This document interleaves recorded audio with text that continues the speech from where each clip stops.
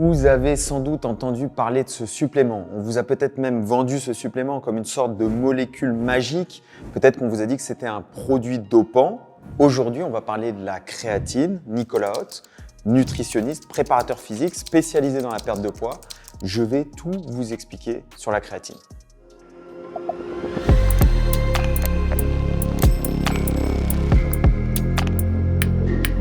La créatine, peut-être que vous avez pensé à en prendre sans vraiment savoir à quoi ça sert, comment ça fonctionne et surtout est-ce que c'est sain pour la santé. Aujourd'hui, je vais tenter de tout vous expliquer sur la créatine. Je vais vous dire comment ça fonctionne, pourquoi ça peut vous aider, pourquoi c'est l'un des meilleurs suppléments et enfin, je vous parlerai de certains des bienfaits de la créatine que vous n'avez certainement jamais entendu parler. Vous allez comprendre que non seulement c'est un supplément qui est totalement légal, mais c'est aussi l'un des suppléments les plus étudiés et les plus sains que l'on puisse trouver sur le marché. Alors, la créatine, qu'est-ce que c'est?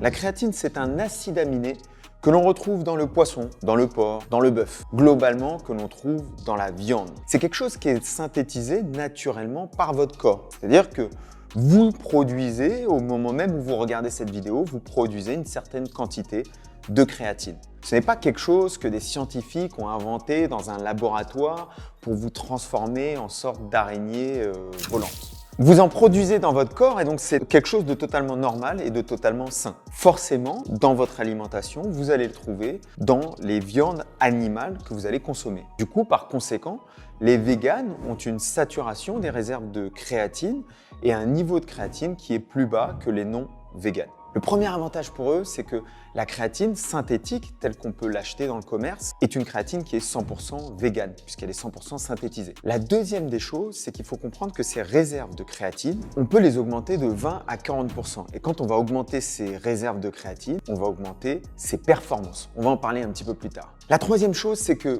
pour cette consommation, cet apport de créatine, c'est difficile d'avoir un apport suffisant avec la viande que vous allez manger. Imaginons que vous voulez avoir l'apport que l'on recommande pour la créatine entre 3 et 5 grammes par jour.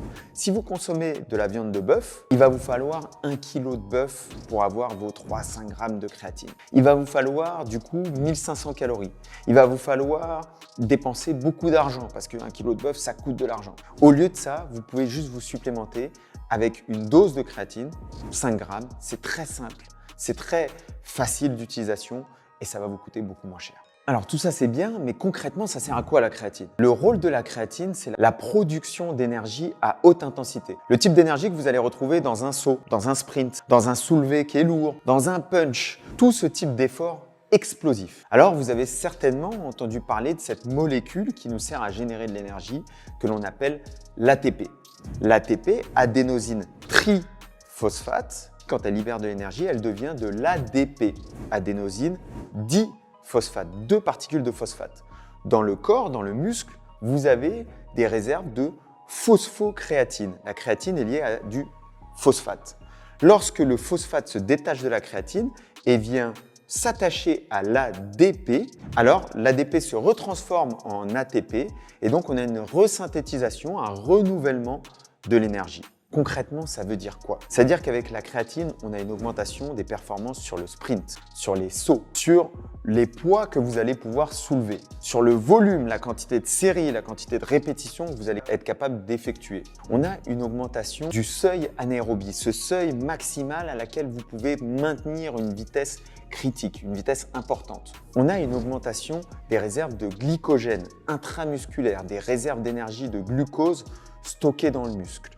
Globalement, si vous faites du sport, si vous faites du tennis, si vous faites du foot, si vous faites de la musculation, si vous faites des sports de combat, vous avez tout intérêt à prendre de la créatine. Attention toutefois, il y a une certaine prise de poids, de muscle, liée à la créatine autour de 1 kg au début de la prise de créatine. L'effet sur le court terme, à l'échelle de la séance, c'est ce dont je viens de vous parler. L'effet sur le long terme, c'est l'accumulation d'un petit peu plus de répétitions, d'un petit peu plus de poids, d'un petit peu plus d'intensité, d'un petit peu plus d'explosivité, qui fait qu'au final, vous avez une performance qui est meilleure. Ou vous avez un muscle qui est plus gros, qui est plus fort, parce que vous avez pu travailler d'une meilleure façon. Je vais vous prendre l'exemple d'une étude. Et attention, prenons des pincettes sur ce type d'études. Elles sont effectuées sur des personnes qui sont souvent des étudiants, qui ne pratiquent pas la musculation et les gains sont par conséquent d'autant plus étonnants, d'autant plus importants. On a fait une étude sur 10 semaines avec deux groupes. Un groupe qui prenait de la créatine, l'autre groupe qui prenait pas de créatine. Le groupe qui prenait de la créatine, à la fin des 10 semaines, avait augmenté sa force maximale de 25%. Le groupe qui prenait de la créatine avait augmenté sa masse maigre, qui contient de la masse musculaire, au bout de 10 semaines, de 60% en plus que l'autre groupe.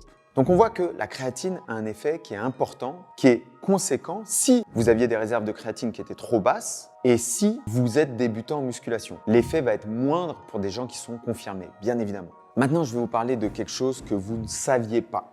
La créatine, et de plus en plus d'études présentent les bénéfices de la créatine sur les fonctions cognitives, sur le cerveau. On parle d'amélioration de la mémoire à court terme. On parle d'amélioration de l'intelligence, de la capacité à résoudre des problèmes. On parle de diminution du déclin cognitif. On parle de prévention sur des maladies comme Parkinson. De plus en plus, on recommande aux personnes âgées de prendre de la créatine, non seulement pour l'entretien de la masse musculaire et de la force maximale, mais aussi pour l'entretien des fonctions cognitives. Vous avez eu un max d'informations dans cette vidéo sur la créatine et les bienfaits de la créatine. Si vous voulez en savoir plus sur comment prendre cette créatine, suivez-moi dans la prochaine vidéo MyProtein où je vous expliquerai en détail quand, comment et dans quelle quantité prendre de la créatine. Nicolas Hott, préparateur physique, nutritionniste, spécialisé dans la perte de poids. Retrouvez-moi pour d'autres vidéos chez MyProtein.